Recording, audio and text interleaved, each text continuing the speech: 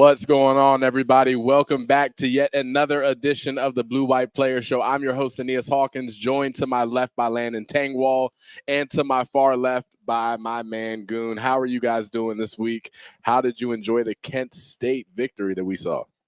Well, the weather really held up there for us, thank God. It was fantastic. They calling rain all week. We were all worried about it, and tailgating wise and stuff like that, and team wise, but it held off, so can't complain. I mean, what we saw from Kent State is exactly what we thought we were going to get, and that was possibly the worst football team I think I've ever seen in Division I football. Yeah, is that the worst FBS program? There's 130. I have to. I mean, there's FCS teams that are better. FCS is a step below. Well, yeah, FBS. I'm pretty sure JMU put 70 on North Carolina. What would they put on James? On yeah, that's a great question. Yeah, they did not look good. I watched the game and I watched the first snap before. Obviously, I saw that the quarterback got unfortunately injured. I watched the way their tackles kicked out of their set, and I said it's going to be a long one. That's always the first indication when you're playing a lower level team and the offensive line is bad. Yeah. That's how you know it's just going to be a long day. And that first play with Deny, that was one of the most chaotic plays I've ever seen. Yeah, Deny gets a forced fumble, strip sack, then Kobe King gets absolutely blasted by. Did you hammer him yet? I haven't talked about that. You didn't talk to him because you said you were going to hammer him. I need to hammer him. That's got to be targeting, though. No, that wasn't targeting. That's what I thought. We finished, and Kobe King, he gets up, and I'm like, that's a lot. That guy was 300 pounds. Yeah, and he speared him. Yeah. But Kobe got right up, so props to Kobe. And then they had to get down to their third-string quarterback. So, I mean, not only a Kent State offense that was just abysmal up to this point, has scored 0 points in the past 2 games. They go to their third-string quarterback. Yeah. Like, we all grew up with 3 very successful high school programs. Yep. And we all came to Penn State, a very successful college program. It's like, I don't know, and I have a lot of friends that played, in the MAC, in the FCS, the FBS, the lesser known run schools and stuff like that. The Villanova's, the Delaware's, the Division II and Division III's. Like, dude, how does Kent State not tell their athletic director, what are you trying to do to these kids? I mean, you played Tennessee, and then 7 days later, you're playing at Penn State. You're playing in front of 220,000 people. Like, if you're recruiting pitches, hey, we're going to put you in front of people. Yeah. You're going to play in front of a lot of people. Yeah, I don't even know. The backside of that recruiting pitches, and you're going to get absolutely annihilated. Yeah. Well, I saw that they made about $2.7 million. I was about to say, I think I know why they made it. Between us and Tennessee, they got paid like $2.7 million. But as a player on that team, they don't see any of that money. So my question, Hawk, if you're a player on Kent State right now, how bought in are you? I mean, I feel like guys are going in there and they're checked out. They probably could not care less about the practice at hand that they have tonight or tomorrow. It's a tough situation. I'm not the right person to ask about this. I truly am not, because I had the blessing of playing football for Penn State. And as we all know, I spent the bulk of my time on the scout team, but even still, my point being, I always had a reason to be invested in what was going on with the team because it meant so much. And there was a standard and you wanted to uphold the tradition, but that's Penn State. Go ahead, please. How many plays would Hawk would have gotten this week? Yeah, that's a good question. I just want to know. Were you salivating out there like, oh man, that's fair. I could have worked that. So actually, I mean, that center. Yeah, we got a nice audience here today. So I shared with Goon before the show started when he initially asked this question that even now, still watching blowouts, when I see Penn State get up more than 40, my heart rate increases a little bit because I know it's time to get loose. Yep. No, I mean, they're very comparable to that Idaho team that came in here in 2019. Honestly, I think Idaho might have beat that Kent State team. We beat them 79-0. I went in at the start of the fourth quarter. We let up the only touchdown of the day. They go 79-7, 14-play drive. We get it back to the sideline. Plenty of time in the fourth quarter still. I'm ready to get back out there and get our revenge. Benched all of us. Didn't go back in. So I would have been in until they scored on us somehow. But yeah, man. Yeah, I got some good blowout stories. Like my freshman year, my first game at Penn State in Beaver Stadium was 81-0 against Cincinnati. Yeah, I guess. Okay. And we're all on the sideline, and me, John, Marco, Jeff Hardings, a lot of the offensive linemen, a lot of the offensive guys, we're all sitting there. We're like, we're getting ready to play because we figured, you were allowed to play 3 or 4 games, and then you could redshirt after that. So it's like the third quarter. It's like 51-0, and we're like, dude, we're getting in. This is gonna be awesome. Like, holy God, this is amazing. So many people here. And Joe's like, hey, you're not going to play. We're going to redshirt you. And we're like, what? We're going to redshirt you guys this year. And we were all like, then what the hell are we doing dressed? Why am I in a uniform? Sweats, why yeah. are my ankles taped and my wrists taped? And I'm sitting here for 4 hours standing here like, and that was the last game. We didn't dress for no more games the rest of the year. It was like, you're not going to play. So I was like, then why would you want me to dress? Yeah. Like I'm all taped up and nobody to hit. Yeah. There's nothing worse than thinking you're going to get in as a freshman, and the coach always hits you with the stay ready. Stay ready. Oh, That's you the ready. worst part. Get ready. Get ready. Get worst ready. part, Get ready. man. Get ready. You Stay be ready, Landon. Ready. I've gotten that same pat on the back 126 times in my Penn State football career. That's the same one. I'll never forget. My first action was against Rutgers in 2021, and that was the fluke. We all had it pretty much. It was a bad deal. But you come in and it's like Thursday practice, Friday. You took some reps from Hawk.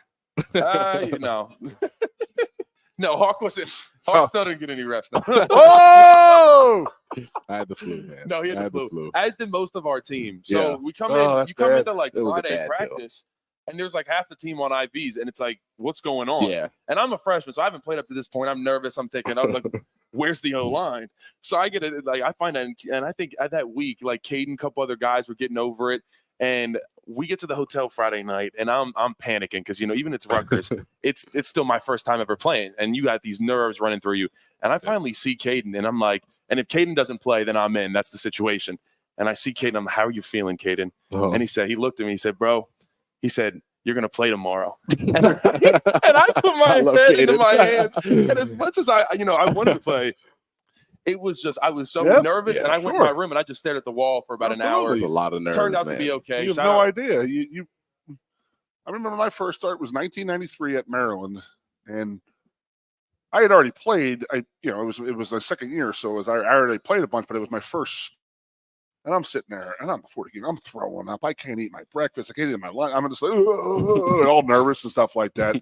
And we got out of field, and Kijana takes like three of the first like 4 pitches for like he has like 230 yards, and it's like 21-0 in the first quarter. It's like, well, this is pretty easy. This is nothing to do. Yeah. This is awesome. I was so scared. I mean, I could not even move. I mean, and people were like, "Dude, it's okay. It's all right, man." You'd be like, I'm like, I'm scared. You have no idea. And then somebody's like, "Dude, it's Maryland." And I'm like, I don't care. Yeah. Okay, you didn't know it was Rutgers, but it still doesn't matter. I don't think it like the nervousness level of your like for Ohio State versus Maryland. I don't really change that much for me. Like if you're playing a guy that's on scholarship on a Big Ten team, like you got a little bit of nerves because that means you care. That means you want to win. Yeah. And so it's natural. I would also say the margin of victory is so much smaller than maybe it is perceived when you just watch a game on TV where you see a Nick Singleton or an Abdul Carter who wins a rep so convincingly that you kind of create this false reality in your head that there is a huge gap between the players at Maryland and the players at Penn State. Yes, we dominate Maryland, but they're good enough, again, on a rep-by-rep basis to where if you're not playing as well as you can or you should be, they'll body slam you in front of your family on TV, and that's the reality of it. So I agree. I will say, so I never started any games at Penn State, but I knew when we played Idaho that I was going to get to play. I had seen enough on film. We were going to get in the game that day, so I was ready. I wasn't nervous even a little bit. I was really excited about it. I had waited a full year and a half for this opportunity. I was just excited. And then I see Yetur Gross-Matos, who was very clearly a better football player than I ever was. And he comes in the locker room and he's throwing up. Yetur is crying. He's emotional. I'm like, what am I walking into? Who is on this Idaho offensive line? And from there, I was very stressed. I mean, it was crazy. I mean, I had not seen Yetur Gross-Matos lose a rep at that point. But yeah, man, let's get back into I do have to say, I always tell the story when I always tell the Maryland story of me just throwing up and not being able to eat and just being like, I can't believe this is unbelievable. And it's like the third play of the game. We're up 21-0. Right. And I remember like fast forward 3 years and like my last year, I'm literally sleeping in my locker like 5 minutes before Joe's like, hey, get up here. And I'm like in the locker. We're all just like, it was old hat by then. You know what I mean? No doubt. It's 110,000 people. Yeah. And you're like, gotta go out there. And it is imposing, and you really just want to make a good impression, and you don't want to embarrass yourself. And, you want to go out there and do the best you can, and hopefully you can. And thank God we did. No doubt about it. Let's talk a little bit of Kent State. Obviously, dominant win, record-breaking win for the offense. We'll talk about the offense in a second because I know you guys are offensive guys, but I want to touch on the defense. they're not being talked about enough. I don't care who you're playing at quarterback. I don't care what Division I team you're playing against. They held them to 67 total yards. Yeah. Incredible. And again, comes after a week where maybe we had some questions about what Tom Allen was going to do schematically. You lose KJ Winston to a long-term injury, and we all know the impact of an injury like that to a guy that's so important to the defense.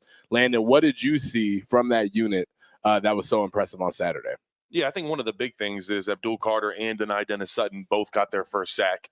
And as much as they were getting a lot of pressure, especially against West Virginia, not as much against Bowling Green, but Coach Franklin came out and said, hey, it was clear when we looked at the tape, Bowling Green's offensive game plan was do not let the Penn State defensive line drop that position. Yeah, we're going to get rid of the ball in 2 seconds, 2.5 seconds. So they tried to take Abdul and Denai and the rest of the guys out of the game. But this time, when you are playing, an offensive line that was really just a lesser opponent, they took advantage of it. And you saw that with Denai on one of the first plays. Abdul ended up getting the sack. And then the offense as a whole for Kent State just stalled out pretty much the rest of the game. What makes you think was like the coach, like, okay, well, we can block these guys. We're going to go 7-step drops the whole game. We can block these guys. Where Bowling Green's like, okay, there's no way we're going to block these guys. We got to get our quarterback 2.5 seconds. That's all we need. Just get in front of somebody, fall, let them trip over you. Don't hit the quarterback. Speaking of Bowling Green, by the way, they just only lost to Texas A&M down in Texas A&M, only by 3 points. They are showing very well right now. That's a good team. I think some Penn State fans were worried after that. We played a good Bowling Green team. I don't know if you guys watched James's press conference today, but he sort of like made like, hey, by the way, did you see the Bowling Green and Texas A&M score? I mean, all right. Sorry, we're going to talk about his press conference. We got to talk. He came out in the white hoodie. Yeah, he did. I think there was a clear message. He did. If you have seen Penn State on social media, they are putting out whiteout energy. Yeah. They're not saying it's a whiteout. They're not promoting it's necessarily a whiteout, but they want whiteout energy. Yeah. And what that means is they are calling on the fans to wear white, but they do not want to make it an official whiteout. I get it, but I don't get it. Why can't they say? Can I tell you why I love it, Goon? Well, I get it. Okay, but why can't they just say it's a whiteout? That's a Landon question. Landon, do you know? There's no official. I checked on this with multiple sources. See, this is a Landon question. I told you. There's no official reason why they cannot do a whiteout. More than one. It seems as though, and here's my opinion on this. I don't think they want to taint the whiteout because when you have something that's extraordinary and you start to make it ordinary, it is no longer extraordinary. Which is what we're doing.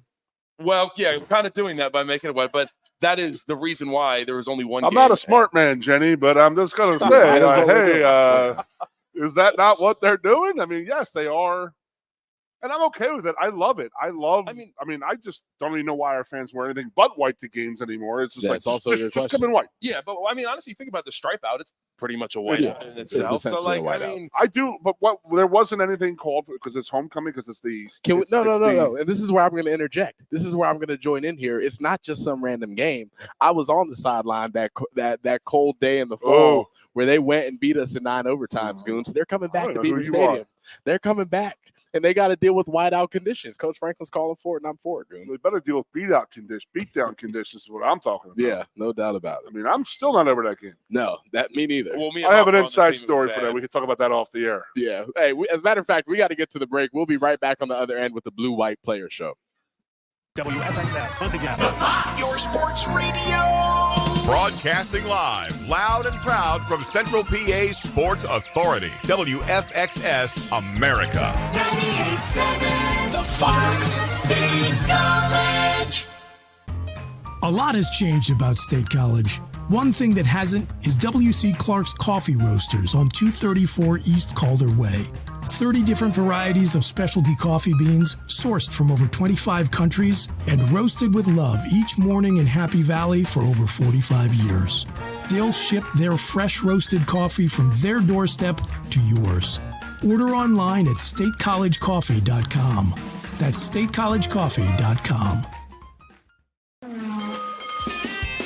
If you love wings, if you love rings, and all kinds of other tempting things, great times, great food, get too quick to steak and lube. Get our Best Wings USA signature sauces, mouth-watering appetizers, or any of our delicious award-winning lube favorites. Great times, great food, get too quick to steak and lube. The Center Hall Farm Store has been serving Center County and beyond for well over a half century. A small family business, the Center Hall Farm Store specializes in animal nutrition and manufactures its feed fresh using local ingredients. Get the best in horse, cow, pig, chicken, and bird feeds. If you're not already a customer, stop in and see why so many of your neighbors are. The Center Hall Farm Store at 110 West Allison Street in Center Hall, or call us at 814-364-1393. Two of the top names in local printing have combined to serve you better. King Printing of State College has merged with theprinters.com, forming one of the 400 largest printers in America. Combining traditional offset printing and digital workflow techniques, theprinters.com can print, assemble, package, and ship to anywhere in the world, all with the same high quality customers have known and trusted for over 50 years. Buy local and save. Get started today at theprinters.com. Lusk & Associates Sotheby's International Realty proudly presents the introduction of our new State College office at 314 South Borough Street in State College. At Sotheby's International Realty, we advertise locally, nationally, and internationally, bringing the best of advertising and promotion to each and every one of our properties, big or small. Call now.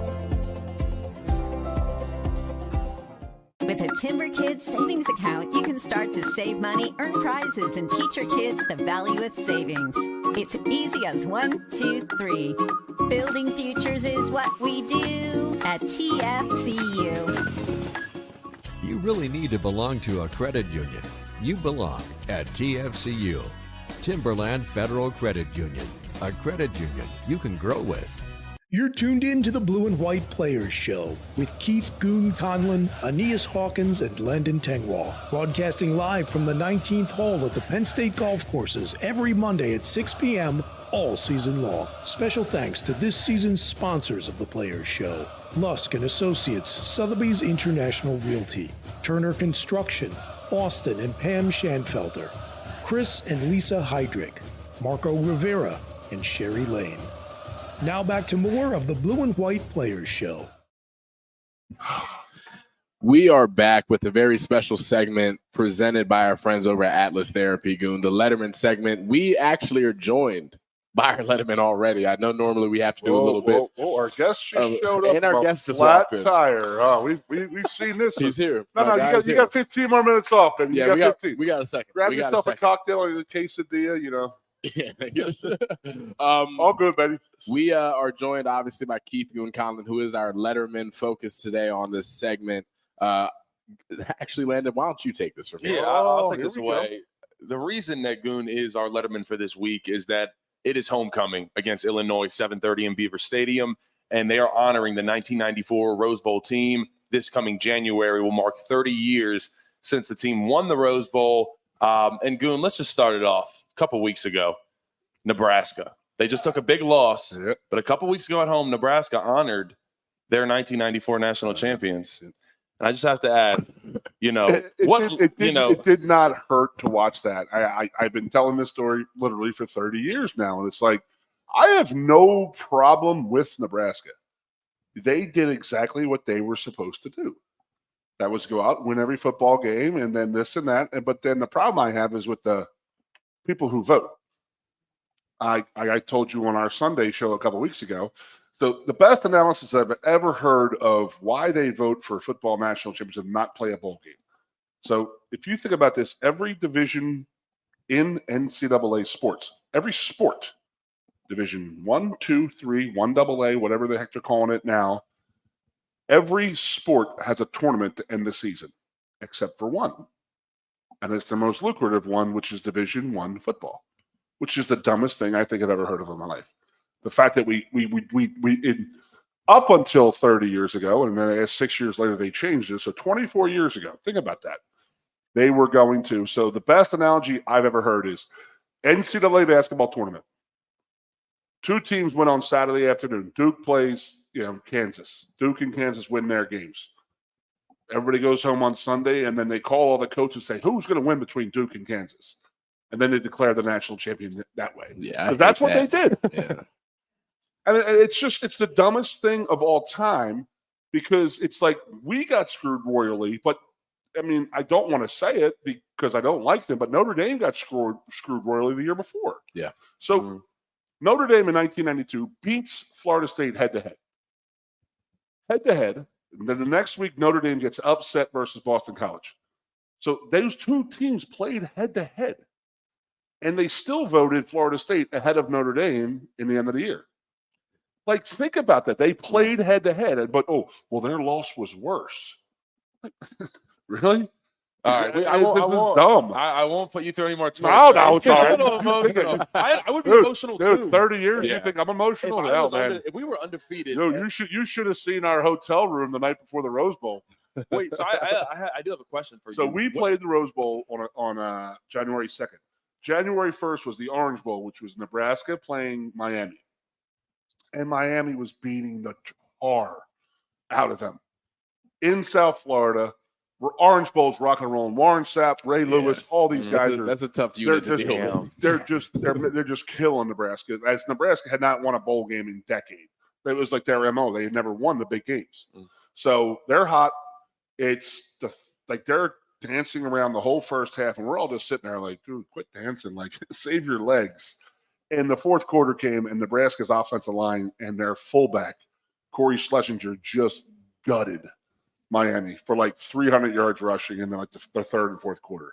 And we're sitting there watching the game in some podunk hotel in the middle of Los Angeles because Joe gets us away from everybody. So we're the only people in this hotel. And we're sitting there watching this game, and they're like, and whatever. Bob Cox gets on there, and he's like, congratulations to the Nebraska Cornhuskers. The national champions are yours. And we're like, we didn't get a chance to play.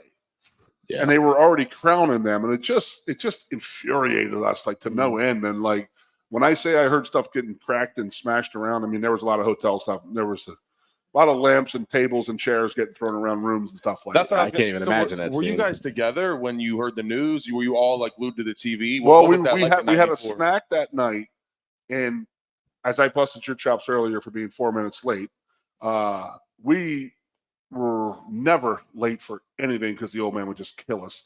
The 20 minutes early was 10 minutes late. So we all literally we missed and skipped snack because we were watching the game. And I was like, if the old man wants to come at me, go ahead. I mean, you know what I mean? I'm not going to not watch this game. So we go down there and he's just pacing and he's just like, there's nothing we can do about this. There's no yada, yada, yada. There's nothing. We just got to go out there and play our game and do what we can do. And it is what it is. I mean, you're taught your whole life. You win every football game you play, and you're going to win. You're going to win the title. Yep. And then we did that, and then they decided, you guys aren't good enough because Tom Osborne deserves a national title. And it's like, I don't give a crap who Tom Osborne is. So let me ask you, I'm curious then. So we'll never get to see what that matchup really would have looked like. Sure. But talk me through the aspects of that 94 team that made it so dynamic that you have no question that you guys would have found a way to win that game. They were one-faceted. They were option team. That was the old school Big 8, Big 12 conference downhill option running team. They threw the ball 7 times, I think, the whole season. That's what they did. So how do you beat an option team? Is you get up on them early, get them down by 14 to 20 points, and then all of a sudden they have to start throwing, and that's not their MO, and they get absolutely whacked. And that's what happened in Nebraska for a decade, 15, 20 years in a row. Just get up on them and this and that. But then they started highly suspect people. They had a bunch of criminals out there, and their defense was legit. It was a really, really, really good defense.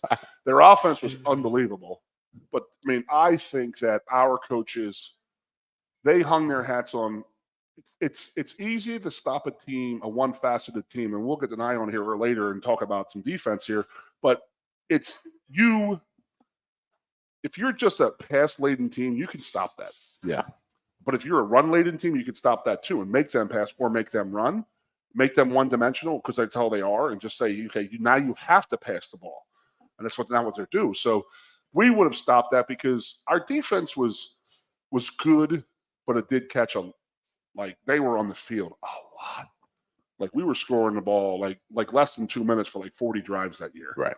And it was just like they were on the field constantly, and they were just getting eaten up like it was like their lawnmowers were just running them over. They was every one of the starters, I don't think every one of them started every game. That's how beat up they got. Yeah. Because they were on the field so much. You talked about scoring early and often. What was that like in the Rose Bowl when you see Kajana first play? Probably the worst thing could possibly happen to us. Not going to lie, because everybody's heard the story 1,000 times from me, is that none of us blocked the right person. That's the God's honest truth. I pulled, and I'm like, the coach was like, "Why did you pull?" And I was like, because the guy was outside of me. But before the snap, they all moved around and stuff like that. And it was just funny because by that happening, by him going 83 yards on the first play, we were just like, oh, man, this is going to be the easiest game of all time. We're going to kill these guys by 100 points. Right. And they came out. And they're 105 scholarship players too. Yeah, they made it to the Rose Bowl. They came out and they went through a rough schedule to get to the Rose Bowl, and they came out and they worked us a little bit. Honest to God, I mean, we didn't have that game in under control until the third quarter, but then the horses just took over. I think Joe wanted to just like throw, and this and that, and it was just like. They're putting 8 people in the box, and they're blitzing everybody. Joe wanted to run, and just pound them down. And it was like they're putting 8 in the box, and they're blitzing everybody. So once Kijana got past that like first front 7, he was gone. Yeah. And that's what happened. At least 3 of our 5 touchdowns, I think. Yeah. Kajana, I mean, he was dynamic that year. How many yards? He averaged close to 8 yards per carry, right? I mean, we had Marco Rivera on me and Landon show on a couple weeks ago. 10.2 yards per carry. He was going 7. A first down every carry. 10.2. Who was that? Kajana? Is that in conference though? I think it was like 7.6. I don't know. It's like 7.6 or 6.7, but it was just like Marco's thing was just like I think there was only 3 games that whole year that Kijana played in the second half. Yeah, you guys were special. Like Aeneas could have been running back for us at one point. Yeah, I would have like the Hawk could have been out there. I had 700 yards that year. Did you ever carry the ball?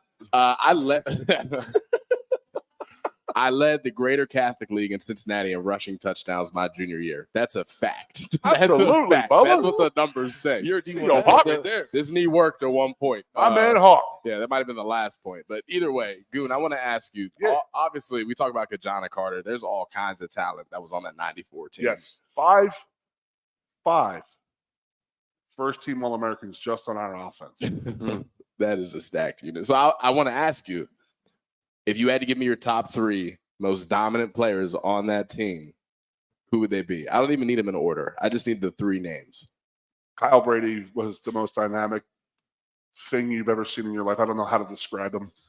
He was a 6'6", 265-pound tight end who could run like a wide receiver, but he could block like a left tackle. Speaking of which, he came and spoke. He's your guy. He's your dad's buddy, came right? and he came and spoke at our little end of the season ceremony my freshman year. When he showed up. He walked by me. I'm 18. I'm a D tackle at Penn State. This old man walks by me, way stronger, way leaner, with no chance I would have beat him in a fight that day if I had to. Absolutely. Yeah. Okay. Kyle Brady. Yep. Who else? Bobby Ingram. Okay. I've never seen anybody catch a pass like him, and Bobby wasn't he wasn't the blazing speed guy, so he didn't have that like super NFL career, but he played 14 years in the NFL because he was a great possession receiver. Yeah.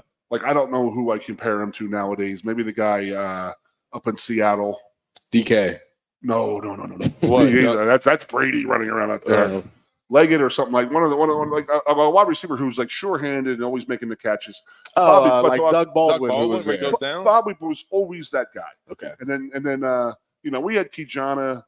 I had Kerry Collins, but we had 2 265-pound fullbacks who were just absolute savages, just murdering people. But like I will tell you, I was the luckiest man in college football. Because I played long side tackle, which is always wherever the tight end side went, he went with me. So I was always next to the tight end.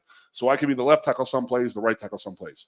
And I played – Kyle Brady was always to my outside, and then Jeff Hardy's was to my inside. Yeah. Like I literally was like chasing blocks at time. Like, can I get a piece of that guy? Like, can you like stop murdering that dude? Just let me catch up here a little bit. So, but like I said, KC was unbelievable. Bobby – Kerry, Kijana was, he ran a 4.2 something 40, and it was like he was not a small man. No. And then they would hit hole and just be like gone. Yeah. You gave him a little bit of a little like opening, and he was just gone with it. But we had everything you needed. We had a good quarterback, a good offensive line. So I asked Landon before, how many times do you think Kerry got sacked his senior year? Oh man. I'm trying to think. What was? Can I? We played 12 games. 12 games. I'm gonna say he got sacked. I'm gonna go 7 times. Jeez. Give me your best defense. How many times do you think that he gets sacked? 12 games in the Big Ten. Our second year in the Big Ten. He got sacked. We played USC that year in the out of conference. Okay. How many times? Casey got sacked 3 times his whole senior 3 times? His whole senior year. Wally was a backup. Imagine Sean Clifford getting that service when he was here. Like, sorry.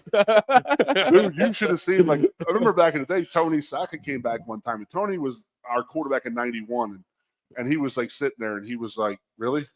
Yeah. Where the hell were you guys when I was playing? He was running for his life back in the day.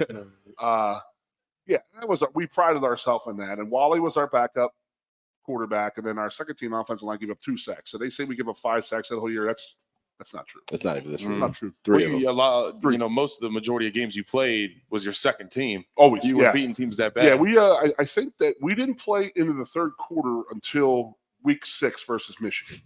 And I'm not going to lie to you. I tell this story a ton. That was the hardest game of my life. Michigan is Michigan. It's at Michigan. We had spent 2 years in a row going 5-0, and that getting over that 6-0 barrier was a huge thing for us. And we're out there, and it's Michigan making Michigan calls, if you know what I mean, with their striped official friends. Typical Michigan in this and that. We had to play against them too, because you're not allowed to embarrass Michigan at Michigan. So we have to play all 4. We played a tough 4 quarters.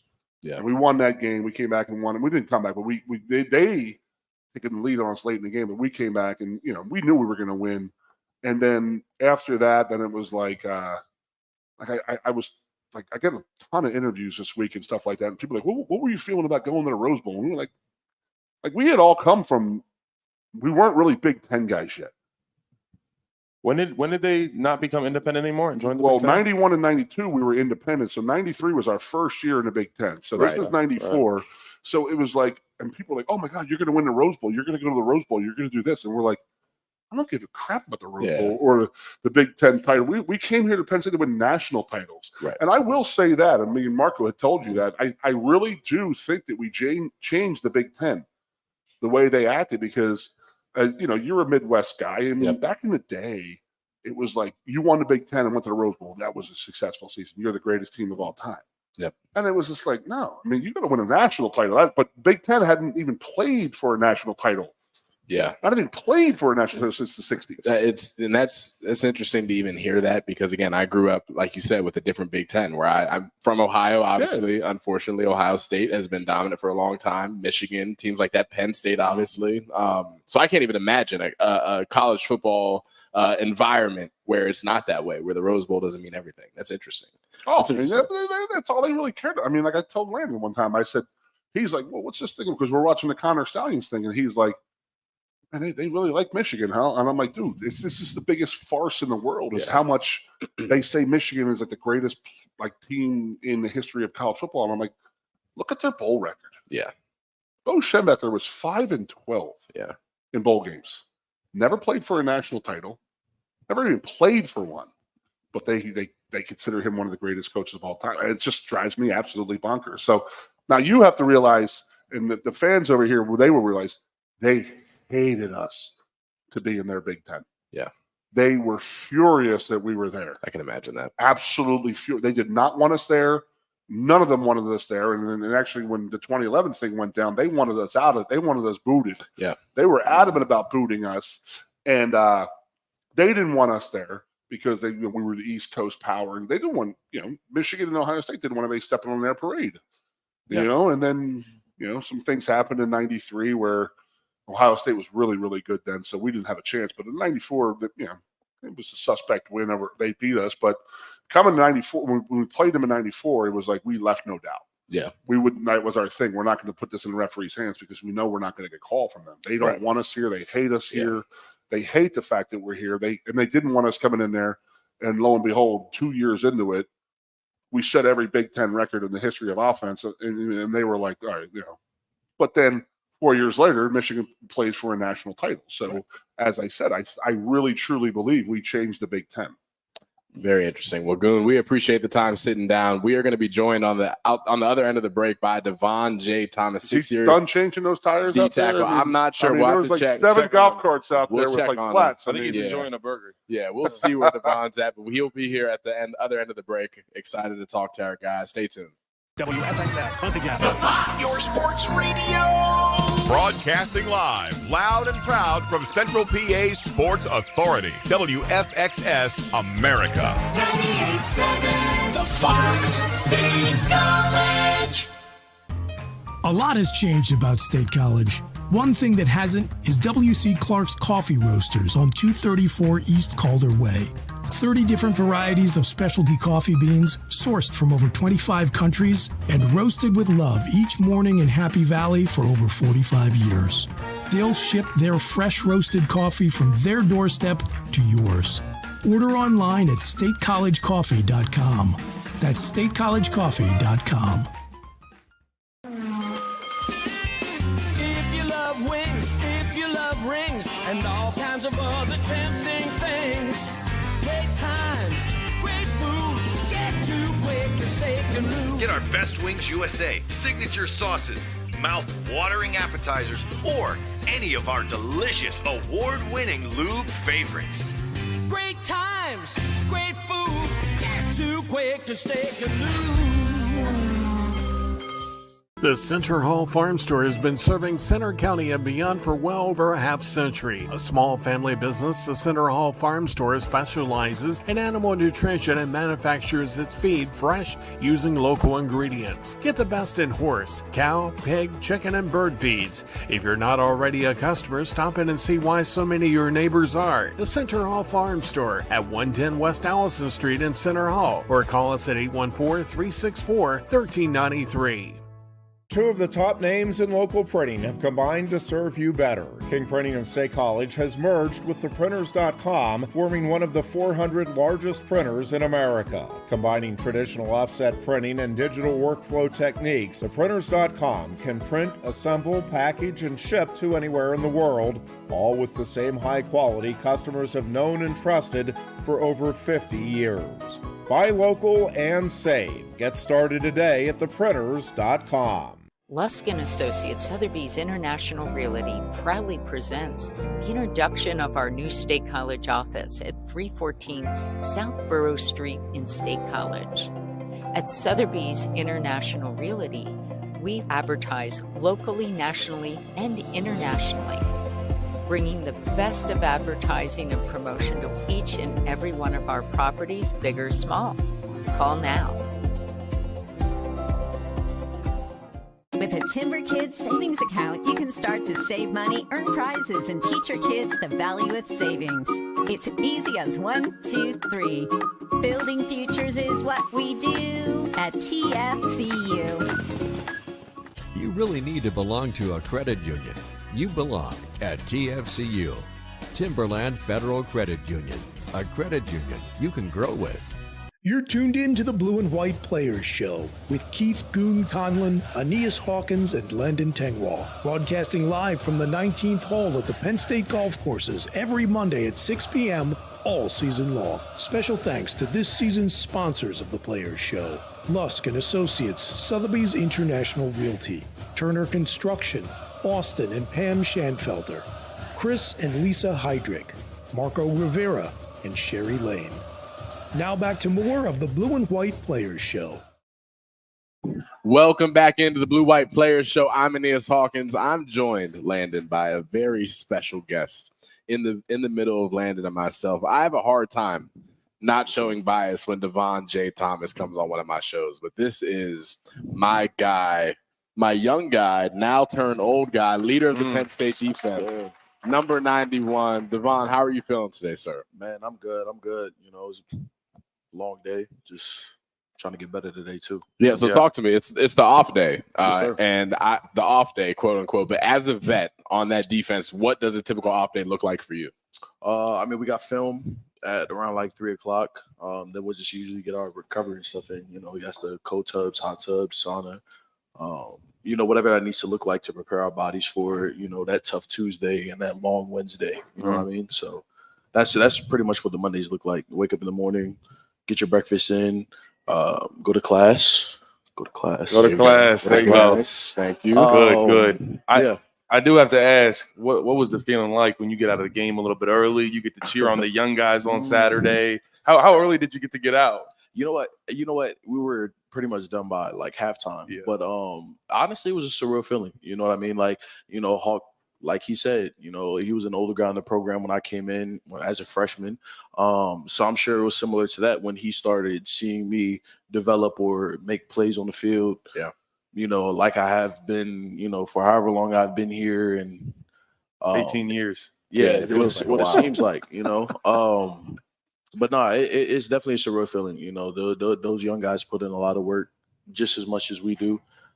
It doesn't always look the same. Trust and believe it doesn't. They're still young guys, but they're definitely working hard. And it was just special to see them in the game making plays. I want to ask you, out of that group of young guys, who are some names that you have some confidence in moving forward based on what you've seen in practice so far? There's a good amount of guys. I know Max Granville, he's going to be a good one. Yeah. He's a freshman from Texas. He's the one that reclassified up. So he's one of the young guys in the room that definitely has a lot of potential. He had the strip sack fumble that they called back, but watch the film. We'll count it. We'll count it. But he had that. And then Ty Landon, they're doing a lot better in terms of their development and their consistency and what they're doing on and off the field. So I have high confidence in those guys. Oh, Harvey as well. All those young guys. I have high confidence in all of them. I want to ask you real quick though about Dejon Lane back at safety. I know you got your back towards him most of the time. Yeah. He's a special player though. I mean, I've heard that from everybody around the facility, around the team. Can you speak to what he means to the team? Obviously, out without KJ for a little bit, but you got a young guy stepping up and stepping in a big way, and it looks like he is filling that void very well for a young freshman. I mean, you have to look at our safety room historically, especially. We've always had incredible safeties. Yeah. And then when you see a young guy come in and he's able to fill that role after a veteran safety is out for however long he's out, you have to know that he's a special player, and then that's a testament to Coach Dex as well. All the talent that he's put out, all the talent that he's seen. For him to be putting a freshman in, it must be incredible things that he's doing on the back end of things. I don't really see too much of it too often, but he must be doing some incredible things. And every time I look up, he's somewhere near the ball or making the play. So I agree with them wholeheartedly. I think it's so difficult. We all know how difficult it is to get on the field as a freshman. And we've talked about this. If you are getting played at Penn State as a freshman, you're probably going to be a superstar here. I mean, that's how it goes. So definitely got some young guys we're excited about. Devon, we always kind of take it back on this show. We want to go back to your recruitment and your process. You're from McDonough High School in Maryland, a little bit outside of Baltimore. And there's a direct pipeline from McDonough to Penn State going back. I think what started with really PJ Mustipher. Yeah. And then it was you, then Curtis Jacobs. Let's not forget the most important. K-Nut. Will Knutson. Will Knutson. I just want y'all to go back and watch that film. He locked up Chase Young in high school. Okay, this is a side track. Defensive end. Give the people second overall pick. Give them context. So Will Knutson was a walk-on offensive lineman for us at Penn State. He was here for 4 years. Did it all by the book. Was a great player for Penn State in terms of his role. Now, in high school, when Will Knutson was healthy and he was at his leanest, he dominated Chase Young for 4 quarters. Like, I'm talking about Chase Young did not win a rep. I went back and watched the game. Yes. It was incredible. Yes. I remember he talks about it often. So if you haven't watched it, he'll never forget it. He never will forget it. Yeah. Dude, growing up in Maryland, like Chase Young, he was the guy. Oh my goodness. He was king there. He was untouchable. I love to see it. So excuse me, we got to give. So we have a total of like 5 or 6 guys. Because then we had K-Nut and you in the same class. Then you got Curtis Jacobs in 20. Okay, K-Nut is a year older. He's with PJ. Oh, he's with PJ. Yeah, he's with PJ. Oh, 2018. So him, Hawk, PJ, they all came in the same class together. Yep. Oh, wow. Good group. Great crew. And then it's Deny, and Mace, Kurt. It's a crazy pipeline. The amount of talent that comes out of the area alone is kind of ridiculous. We talk about guys like Chase Young, guys like Landon Tangwell, Maryland guys that have showed their prowess as football players, and playing at a high level has never really been too much of a problem for any of the guys coming out of Maryland, I think, but maybe I'm a little biased. So I do want to ask, what other schools were you looking at before you committed to Penn State? Ohio State, USC. And that's really what it came down to. Penn State, Ohio State, and USC, really. You wanted to be close to home? Yeah, I definitely did. I wanted my parents to see my games. You know, my pops, he was in the military for 25 years. And so those first couple years of high school, he wasn't able to come to the games. So in that, and of course, my mom came, you know, full support. My family members came full support. But I definitely want my pops at a lot of my games, all of my games, because, you know, he's that one that's going to look at you like this, like, you better tighten up. No doubt.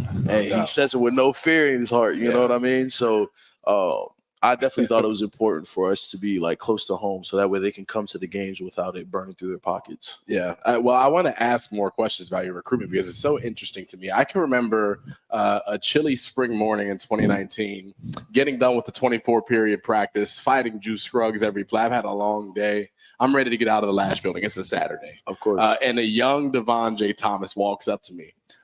And I forget what, I think maybe we had a rap battle in the middle of the field. You challenged me as the high school recruit you were. And I knew right then what I was walking into when you came to Penn State. But I want to ask, throughout that recruitment process, what was it about Penn State other than the proximity that really stuck out to you enough to come here?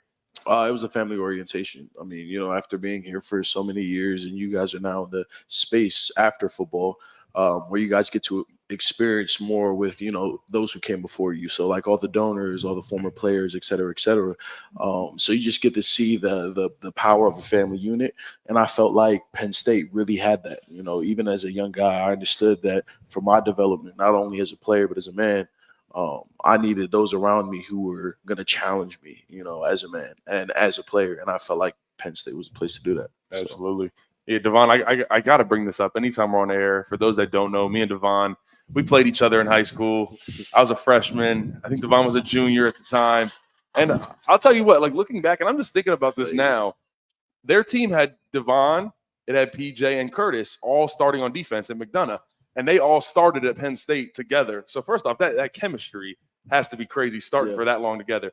But I just got to go back, and I just want to say we never got to play the game against Devon's team because McDonough, you know, they decided they didn't want to play my team, Pilati, at the time. I think and they decided to step off the field. I think it was more of a safety precaution for their team. You know, Landon was the largest player they had. He was 12. He's 12 years old. His jersey is loose as they come. No tape. No tape. No flag. No nothing. His Twitter was full of workout videos. Looked like a Halloween costume. Yeah, you know what I mean? So I think it was more of a safety precaution for him. So it would have been a bad day for us. Yeah, for sure. I'm not gonna lie, it would have been. Landon came talking crazy. Well, that's what I was gonna say. I heard he was like talking crazy to you and PJ. Oh yeah, I did. Oh my goodness, as a freshman, I was afraid when I first got to Penn State. I remember I was still a recruit, and I was a good junior in high school.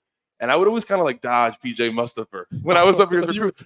I used to see PJ, like I'd see PJ on the field before we played at McDonough. And I'm like, yo, PJ, you suck. Like, and PJ's like a 5-star senior, and I'm a freshman. And my coaches are trying to instill all this confidence into me, and I'm going with it. And thank God we didn't play that game. Yeah, your coach set you up. My confidence would have taken a major setback if we would have played McDonough that day. Blake but thankfully, Corum was the running back at that time too, so he would have got shut Josiah down. was on. Josiah Izzard.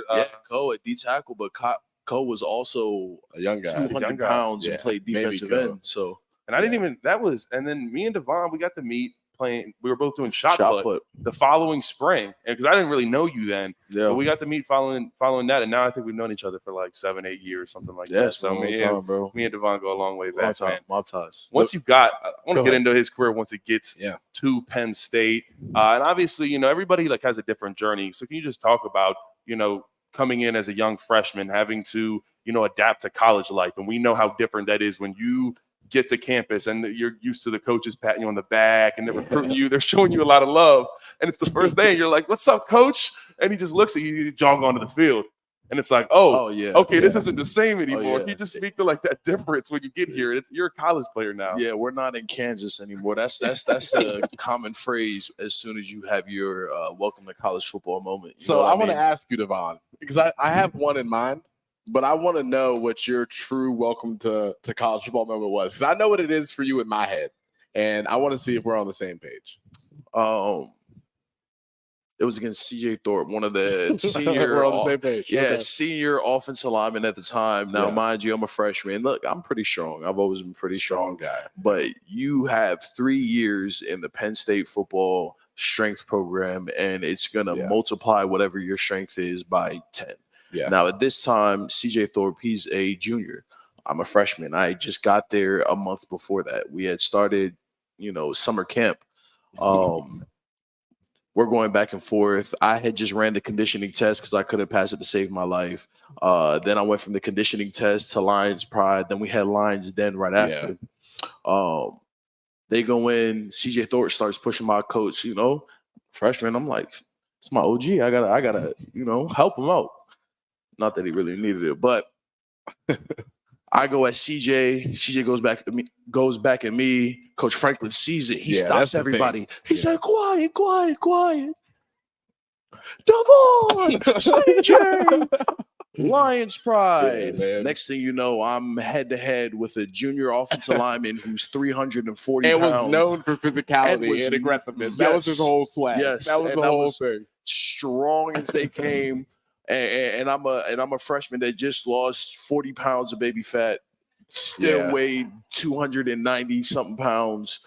And I said, you know what? I can't go like that. If I back down now, then it's going to be worse than if I just go in there and lose. Yeah. You know what I mean? Well, this is the same day, Devon. So number one, if you're a freshman, people don't know this, and you fail the conditioning test during the summer, you have to run that thing every day at training camp right before practice. And if you think that Coach Franklin is going to care that you ran the conditioning test, as soon as you're done stretching, you're going right in the Lions Pride versus somebody who's also 320 pounds and pissed off. Yes. And that wears on you. The conditioning test is not sweet now. No, it's not sweet at all. Yeah. That's typically you have one or the other on any given day. Anytime you're doing both, you're probably not in a good spot.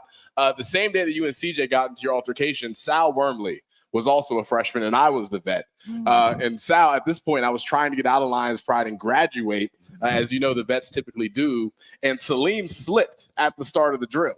I heard Coach Franklin blow the whistle, so I knew it was over. I knew Salim thought it was over. Yep. I did not stop trying to push Salim Wormley around. Like, he's on his hands and knees, and I'm like driving his head into the ground, trying to, again, graduate.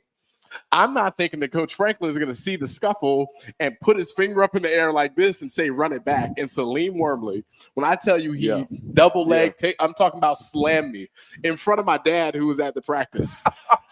That was the craziest. I remember that day vividly, Devon. So we both had a welcome to college football moment, I guess. Same day. Yeah, for sure. That was Your welcome to a college football moment was just 3 years into your college career. It was just every day for 3 years straight. Just getting slammed. Wait, I have to ask you guys. I think it's okay to ask because you told it on air before. I feel like I remember in 2021 when I first got here, you guys got into a fight. Me and Devon. You guys got into like a real fight. Bro, we talk about this. Not like every time. Look. Devon and I did get the scuffle. Yeah, like Hawk started it. That is a lie. That is a okay. lie. I just have to start this out with like the offense is separate from the defense. So they were doing a walkthrough, like maybe in Haluba, and we're out on the practice fields. And we just hear like, yo, Devon and the Hawk, they just got into it. And it's like, it doesn't make any sense because they're like best friends. So like, what happened? So we're trying to get to the bottom of it, but I'll let you tell the story. No, I'm going to tell the story because he's going to lie. This is what Devon's going to do. I'll tell you exactly what happened. We're at a walkthrough, like you said, meaning nobody's in pads. We haven't stretched. We are walking. We are taking mental reps out here. Everybody's in sweatpants hanging out. Devon, the little rascal he was, kept running his fingers through my mohawk at the time. I was having a bad day. I had failed a test in Pollock earlier that day, so I'm not having a good time. Devon keeps running his hand through my mohawk. He does it 2 times, 3 times. 4th time, I catch Devon's hand on the way in and throw it as hard as I can away from my head. I'm thinking Devon's going to be reasonable here. He's the one running his hand through my mohawk. No. Devon Elise takes that sign of me throwing his hand as disrespect and throws the meanest straight right hand of all time. At this point, again, we're best friends. I'm confused as to what's going on, and I got Devon now trying to smoke me in front of all my peers. I just want you all to know that his response was immediate and right now. It wasn't any hesitation, so there's no way I believe that he thought that I threw the first punch and I wanted to You fight. did throw the first punch. You did throw the first punch. We won't lie about that. But no, we're not going to say that it was out of aggression. It was not at all. I was playing with Hawk as we usually do. The thing is, Devon is heavy-handed, so it doesn't feel like he's playing. when you get punched in the mouth by Devon. It never feels like a joke. And he threw the quickest straight right. I did, but here's the to thing. my chin. Here's the and thing. then dipped. But but here's the okay. So this is the last thing I'll say about this story. So after Devon hit me, I went into a rage in my mind. I'm like, I'm gonna hit him as hard as I can. Like we're in a fight now. I hit Devon flush as hard as I can. This man does not blink. I immediately recognize that. I'm like, he's about to really hurt me if I don't grab onto him until the coaches get here. And I just remember holding on to Devon. I'm like, where are these coaches at that like to break up fights? Like, why are they coming now? And Coach Franklin's over there smiling, having a great time. They love that fight for some reason. Enjoying it. Yeah.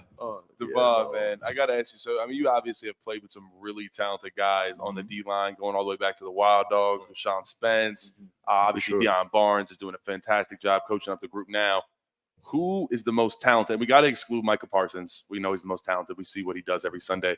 Outside of that, who is the most talented, gifted guy you think you've played around? Most talented, gifted guy. Physically, just athletically, just. All right. I know.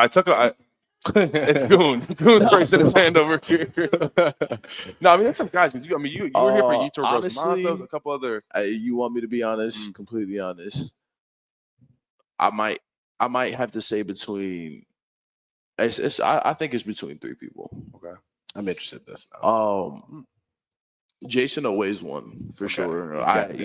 My freshman year they said he needed to stop lifting, because he was getting too strong. I've never heard that before. That was crazy. It was incredible. He said he had 2 sacks, and he just had like 2 sacks, like two and a half TFLs like a week ago. But he used to do the same thing at Penn State. He would not play. They put him in back-to-back sacks. Take him back out the game. I'm like, what just happened? like, when did it happen? But he's definitely one of them. And then he's as fast as ever. He ran a 4.3, I think. Yeah, 4.36. Yeah, with Micah come on now. And then I'll have to say, show love to Hakeem Beeman. Was a game. He's a freak of nature. He runs a 4.5, 4.6. I think his fastest was like a 4.5. He weighs like 290 pounds now. Still as fast as ever. And will bench and squat with the best of them. He did 405 our freshman year for 20 reps. I remember that. Yeah, that's ridiculous. Well. Squat. Yeah. No. Nah. But and then probably that's tough. Zane or JJ Vandenberg. JJ was another one. People don't know. Like people don't know. Like Zane, extremely athletic as well. Fast as they come. That's Florida weather. You know what I mean? But JJ, South African legend here. He's doing really well at Georgia Tech, by the way. Yeah, he's winning player of the weeks and stuff. So sorry, continue. No, let's go. He's doing very well. He'll squat 600-700 pounds.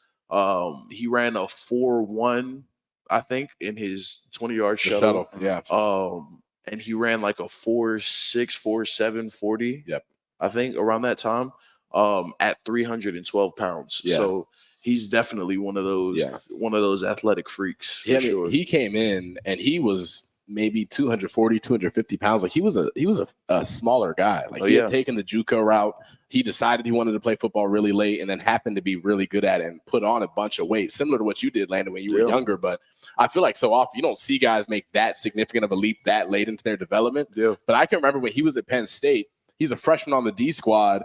And he is so dominant on the scout team against the starters as a true freshman. You remember Franklin had no choice but literally like every day during camp to give JJ Vandenberg a shout out because he had like 6 sacks. Like, I remember that. Yeah. It was every day. I mean, there's nothing like when you know he was going to put it up on the screen because Franklin loves to show hustle plays. He's going to put them up on the screen. JJ was a hustler. Yeah. He was clumsy. He was clumsy kid. Love him.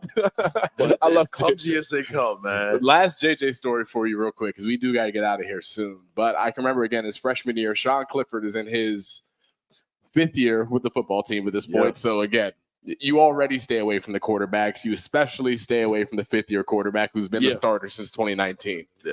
JJ Vandenberg takes whoever the right guard was. Oh, my goodness. Straight back into Sean, throws him into him. Sean turns around. And this is why I like Cliff, because Cliff in the heat of battle is not going to recognize where he's physically outmatched. He's going to step up every time, no matter what.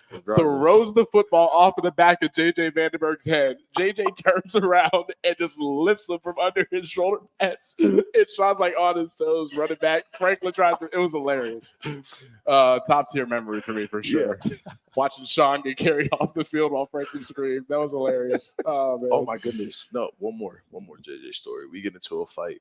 I believe it last season. Not me, not I, but he was in, and this is during practice. JJ, we're going through our reps. You know how Tuesday practices get, inside run, the whole 9 yards. So JJ and one of the scout team offensive linemen, they get into it. So JJ's like, I don't even know how to say it in a South African accent, but he says, "Stop doing all that extra stuff." Right. So then he does it again. Next thing you know, you see him drop, and in the fetal position, he just kept swinging and swinging. Yeah, JJ he dropped him with the helmet on. I've never heard of that. Yeah, that's a strong kid, man. He was notorious for if he would lose a one-on-one rep, he would then body slam whichever offensive line blocked him when they weren't looking. It was like, I'll never forget, real quick, I know we got to get out of here, but Ibrahim Traore and him were going one-on-one, and he's blocking him up, and he kind of shoves him in the back after the play, and JJ's facing the other way, so JJ kind of gets thrown, and he turns around, and Eve starts to walk back. And then poor Golden Achumba is sitting right there, and he tackles Golden. And Golden wasn't even in. That is JJ was a guy who would always get his get back on. If he lost the rep, he was going to get you physically. He was a strong kid, man. You got to bring your lunch pail to practice, man. That is the one difference about college and like high school. Oh my goodness, everybody's coming in college every single night. It's no joke. No doubt about it. Well, hey, thank you for tuning in to the Blue White Player Show. Devon, thank you for joining us as always, my guy. Stay tuned next week. Flat tire. We'll get him some new tires. If anybody has an NIL deal, he'll take it. I'm Aeneas Hawkins. Range Rover, please give me some new tires. Give Devon a call. We'll see you guys next week.